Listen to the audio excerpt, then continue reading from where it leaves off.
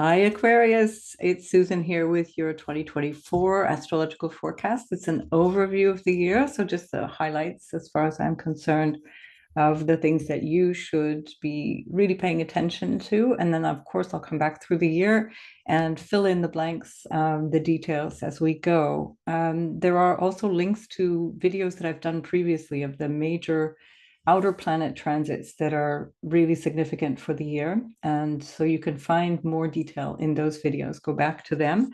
And most especially the Pluto in Aquarius video. If you haven't seen that one yet, jump in because this is really significant for you. This is, of course, for the Aquarius sun, moon, and rising sign or the ascendant sign. The ascendant will be more accurate. You'll be feeling that much more intensively, except for the Pluto, which you'll be feeling for all of it. But the sun, for example, would be much more with regards to your sense of purpose or your career or the things that you find important and the way that you navigate your life. And the moon is more internal. It's much more how you feel your life. So it may not be so obvious, but do check for all three because that's something that will give you layers of information around the next year to come. So let's begin with Pluto because Pluto is beginning at the beginning of your sign, and that happens to be the 21st of January. But you are resonating with this already, especially if you have early degree placements in Aquarius, especially the first couple of degrees. You would have resonated with this very strongly already since last March 2023. So you had Pluto coming into your sign from the 23rd of March until the 11th of January. Sorry, June of 2023. And Pluto is back now to that same place. This time, however, Pluto goes into that point of your chart with the sun. And so just as the sun ingresses your sign, Pluto follows about an hour, 11 hours later. I find this incredibly powerful, very, very significant because to have an ingress of a very slow moving planet is already significant. And then the fact that the sun is exactly conjoined at the very first degree of that sign, I think just adds an incredible significance to this. So, of course, that we will experience globally very much, and you personally very, very much. So, because Saturn is your ruler, the ruler of your chart, I use the traditional rulers. Saturn was at this degree point, along with Jupiter, in what we call the Great Conjunction of the 21st of December 2020. And so this is something that you might recall. There's some event that triggered a new start for you, a sense of a new beginning or a new way of experiencing your life from that point.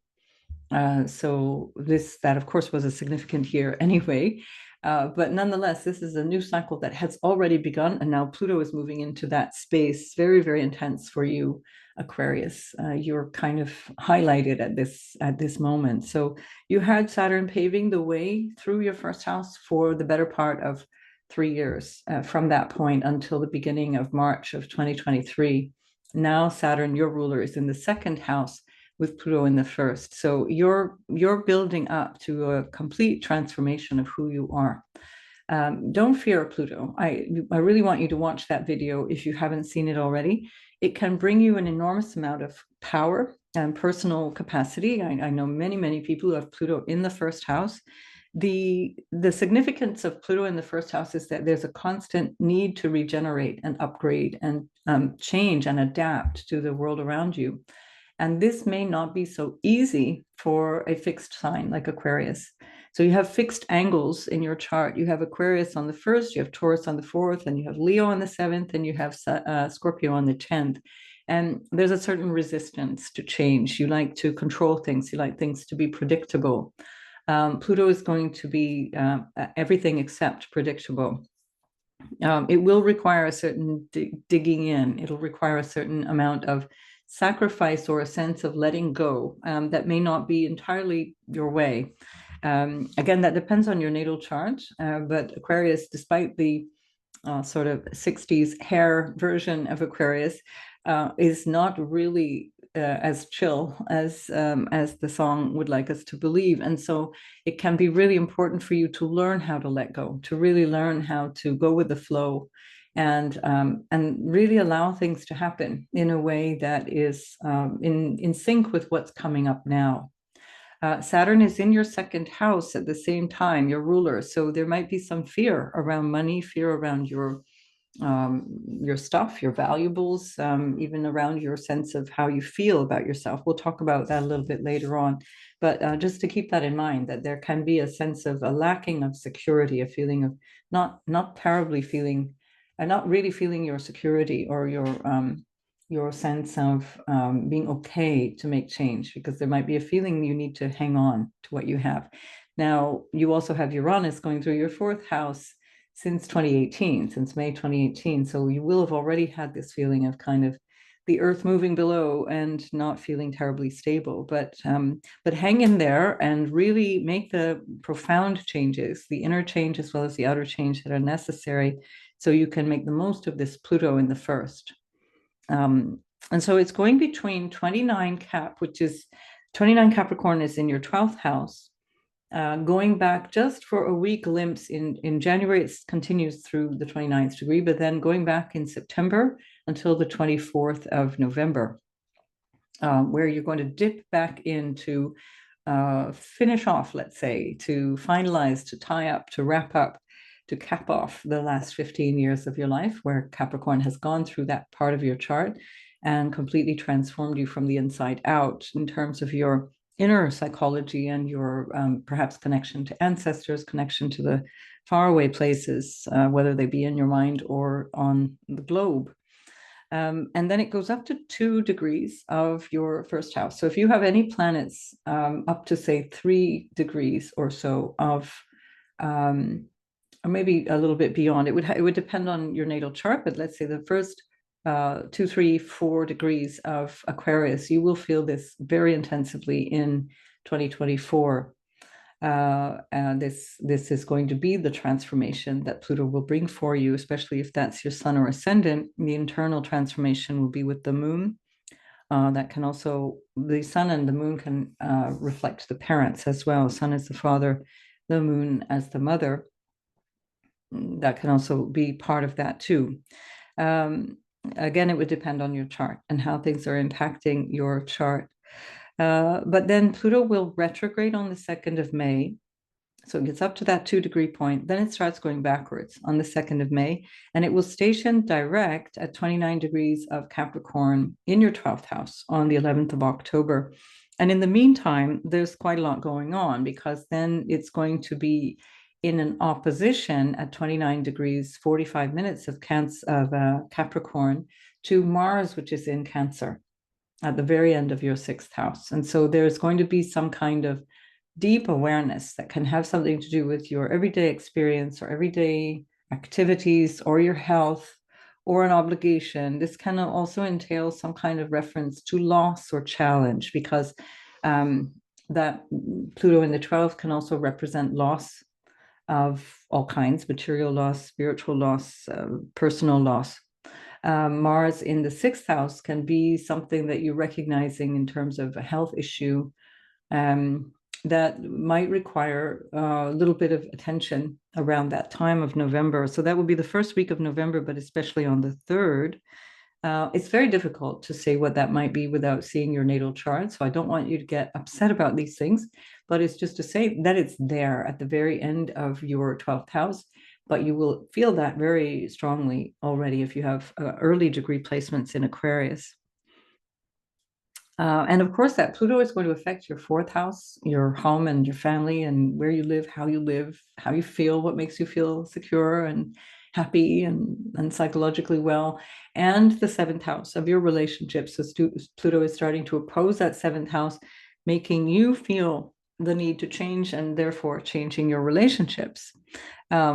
And the 10th house, of course, of career. So there's something that shapes up differently now in your ambitions and your career life. So a really, really big period of time, 20 years of your life is going to be spent really showing up, really transforming.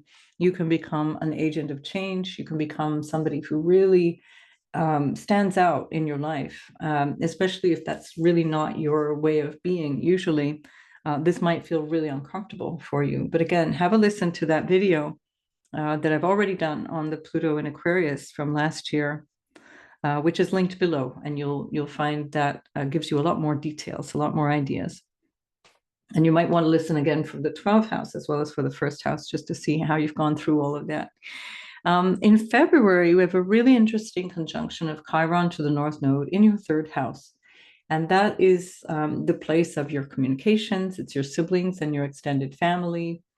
It reflects on your way of communicating through business, perhaps, if you're into business or if you're working commercially in any way, or writing. If you are a writer, there can be something there that you're maybe getting over some shyness about communicating through writing, about how you express yourself.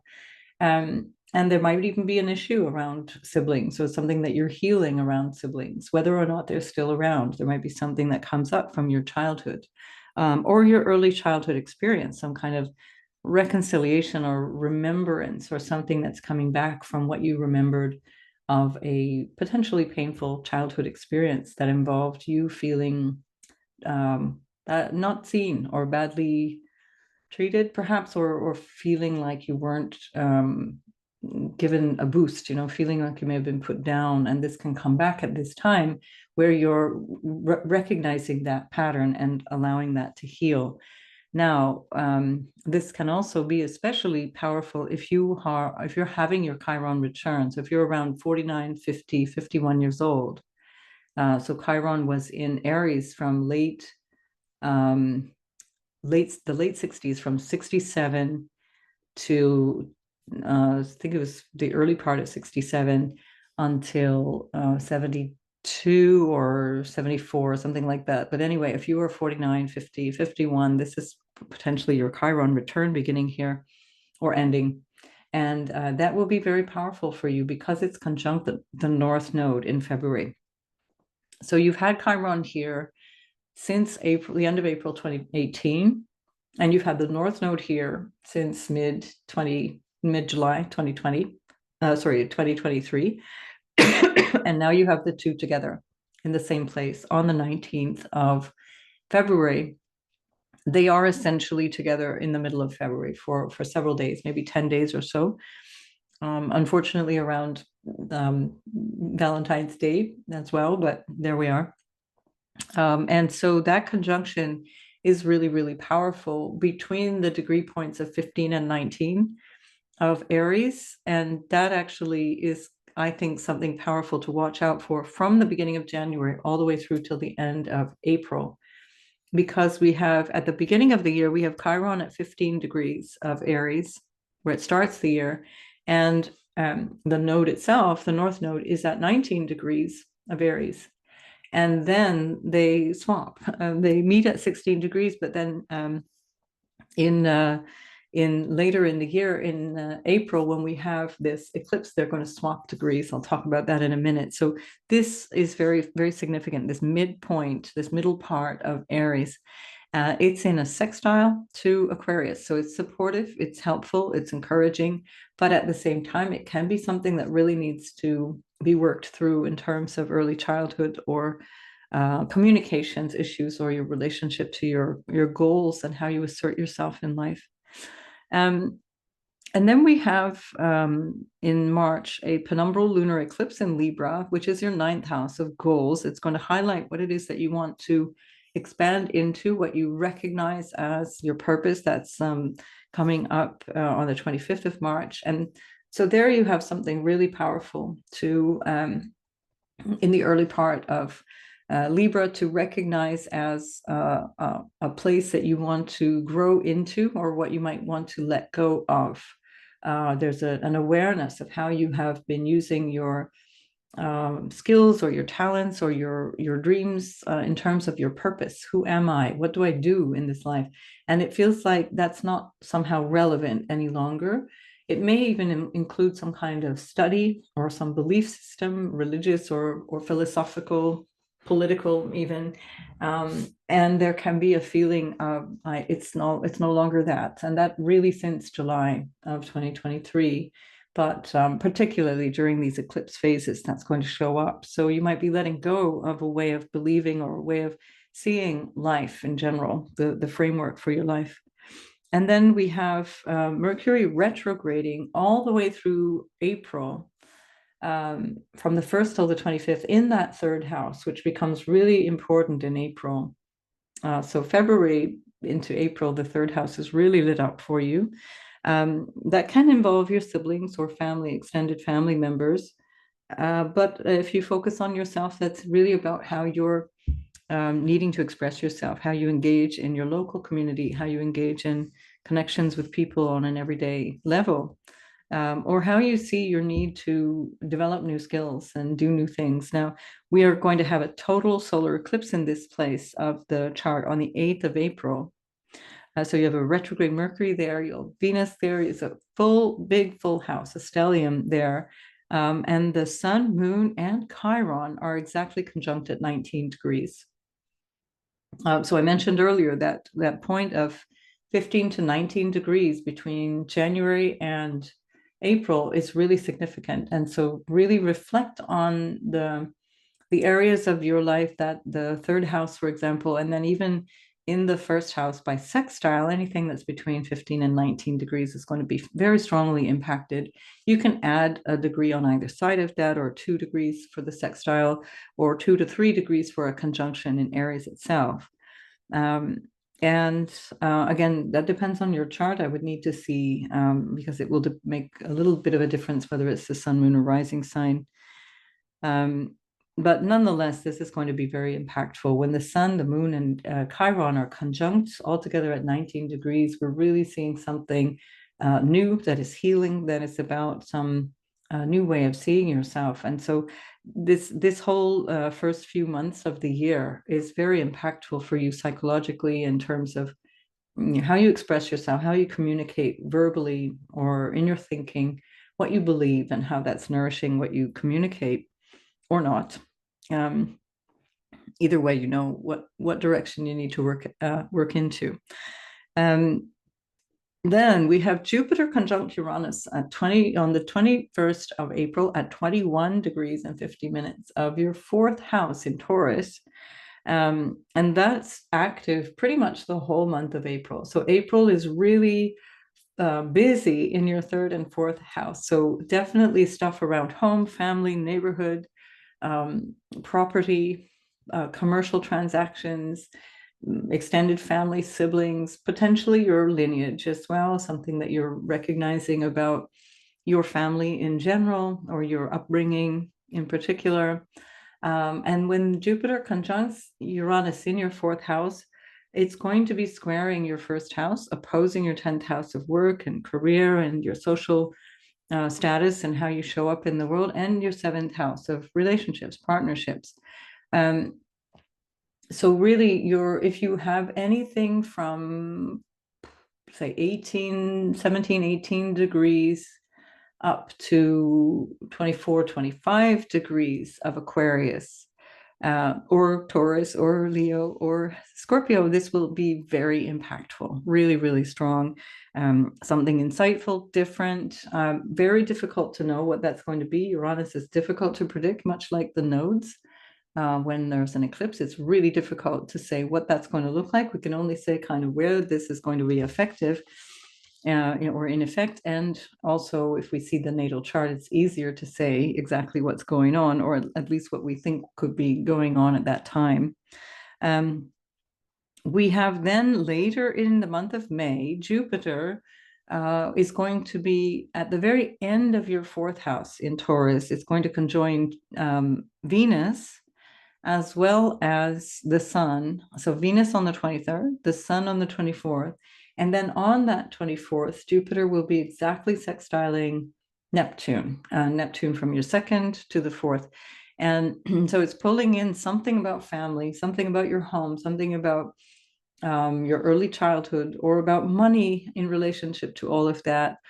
And keeping in mind that Jupiter rules your second house, very significant connection there with the Jupiter ruled Neptune. And that is going to then usher the ingress of Jupiter into your fifth house, along with the Sun and Venus. So there's going to be a beautiful conjunction of Jupiter, Venus, and the sun at the end of Taurus and the beginning of Gemini, and that is all in a trine with Pluto. So we're bringing the fifth house energy of good luck, good fortune, creative expression, fun and joy, and love affairs, and all the goodness into your first house with Pluto there, completely transforming you. So you see that Pluto in the first is not all about gloom and doom. It's not all about horrible things happening. It's about real radical change. And so, of course, you are responsible for showing up, and you're responsible for getting out the door and doing all those things that will help to facilitate new things coming into your life. Don't wait for things to kind of rain down from on high. But it's definitely a very, very enthusiastic support for you, with Jupiter spending a year in your fifth house, trining your first house. This will be really fun, really light, really much more pleasant, probably, than you may have experienced the past year. In fact, I have no doubt for you, at least, Aquarius, that the Jupiter in the fifth will lighten things up significantly. That's from the 25th of May until the beginning of June of 2025. Then we have Saturn, again, your ruler, in a square configuration to Jupiter in your fifth house. So Saturn will be going up to 19 degrees in your second house. And then it stations retrograde at 19. And as it's backing up to 18 and then 17 degrees, it's going to be squaring Jupiter, which is going forward from 17 to 18 degrees. And so there is this intensity around the middle of August. So it's the 19th of August exactly, but really the whole middle of August. It's going to be an orb till late August. And at the same time, you'll have Mars there in the fifth house along with Jupiter. So Jupiter conjunct Mars squaring Saturn. And that is going to be something that might slow your roll around investments or money that you are earning, or a love affair that's beginning, or some sense of some project with your children, or some creative project, for example. Again, I would need to see your chart to know exactly how that might pan out, but it's a good welcome kind of check, because Jupiter in Gemini can get a little bit overboard, and especially when it's in a house like the fifth house, which can be all about fun and expansion and joy already, which is not problematic, except that it might be just a little bit too much of a good thing. So Saturn comes in and says, let's just see if this is actually good for you, if it's what you need, if it's going to be breaking the bank, or are we able to do this, and so on and so on. And this is especially welcome if you're engaging in some kind of an entrepreneurial or some kind of business project.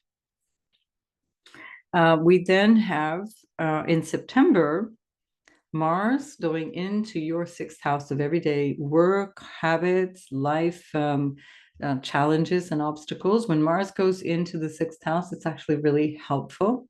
The difficult planets actually do really well in the sixth house, because it's about finding courage to overcome. And when Mars goes into the sixth, again, it would depend on your chart, but there may be issues that need to be resolved around contracts, or around your health, for example, or with colleagues or with employees. Some tension there that requires some adjustment. Now, this is quite important because it's going to stay there for such a long time. So Mars goes in there on the 4th of September, and then it's going to remain there all the way until the end of November, when it goes into your seventh house up to the 6th degree. And then at 6 degrees of Leo, it turns around and goes back into your sixth house again for a very long journey backwards and forward once again. So it means that Mars is effectively in your sixth house for most of September, October, then January, February, March, and into April. So that's a lot, and it's going to give you quite a lot of intensity around work, intensity potentially around health, or around obligations and challenges that you need to work through. Now, when you've got Pluto going through the first house, that's going to give you a lot of power, a lot of sense of the potential for receiving that, that transformational energy that is required to overcome whatever obstacles are there in the sixth. It will also nourish your 10th house, because the 10th is ruled by Mars, and it's trining your sixth house. And it can also be something to do with money. So you might just be working like the Dickens with Mars in your sixth house. And then Mars goes into your seventh house, and there's something to resolve around relationships. Now, on the 25th of January, so just after Pluto moves into your sign, there's a full moon in your seventh house. So in Leo, at 5 degrees of Leo, 5 degrees of Aquarius, and it's conjunct Pluto. So that full moon at 5 degrees of Leo is the point that will be triggered again by the Mars retrograde, the station retrograde at 6 degrees in Leo. And so if you reflect back from January into December, so the 25th of January full moon is going to be somehow tied into this Mars retrograde in December. And take some notes and see what's coming up, because it'll help you to resolve or prepare for, anticipate what might be needing redressing with Mars going into your seventh there. Mars is going to go back into Leo in 2025, basically from April through early June. So we're looking at a nearly 10 months, 9.5, almost 10-month period of time where Mars is in your sixth and seventh houses. And on the 3rd of November, as I mentioned, there's an opposition between Mars and Pluto. So this is going to be in and of itself very transformational for you. So you're going to be transformed by not only Pluto in your first house, but also by whatever is coming at you from the seventh house of relationships. So a significant year for Aquarius in general, and going into the new year as well in 2025. We have on the 18th of September, the very first eclipse that's happening in the axis of Virgo and Pisces. That's your second house and your eighth house. The eclipse will be happening at 25 Pisces with the sun. So the moon is at 25 Pisces. The nodes will be it's still in your third house, ninth house axis. And so the moon will be in the second house with the sun in the eighth house, with the nodes still in the ninth and the third. So there's something moving dynamically between issues around money and how you share it, wealth, or issues around the family and how you feel supported or not, how you're doing the supporting or how you are feeling unsupported, or obligations, financial obligations, and so on. And it's all coming to your attention in September. And that will continue from the early part of, or the middle part of January 2025, because that's where the nodes are moving in for a year and a half from that point. And then on the 2nd of October, we have a Libra solar annular eclipse. And that is happening in your ninth house as before. And that is going to be at 10 degrees of Libra. And that Libra eclipse is conjunct Mercury. And so there's something, again, coming up in terms of what do I want out of my life? What's my purpose? It doesn't feel like the same thing anymore. Recognizing perhaps again that there's a need for you to question your beliefs, or to recognize where you're not feeling supported in your spiritual practice or your religious practice. And given that you've got Pluto moving back into your 12th house at this same time, there might be some realization around your spiritual life, or some connection to what you believe, what you know in your heart. And that will be perhaps the last message that Pluto has for you at the same time as this eclipse is happening in October. So something there potentially also around relationships, that may be a relationship that is far away, or from somebody that's not available. That's another way that this could look for you. But you're resolving that or dealing with it in a way that's very pragmatic. So Mercury is there in the ninth house, showing you a new way of thinking about this, giving you some ideas, and changing your mind, almost quite literally changing your mind at this time. So I think we have covered everything, Aquarius. I'm just checking my notes. I'm pretty sure we've gone through everything.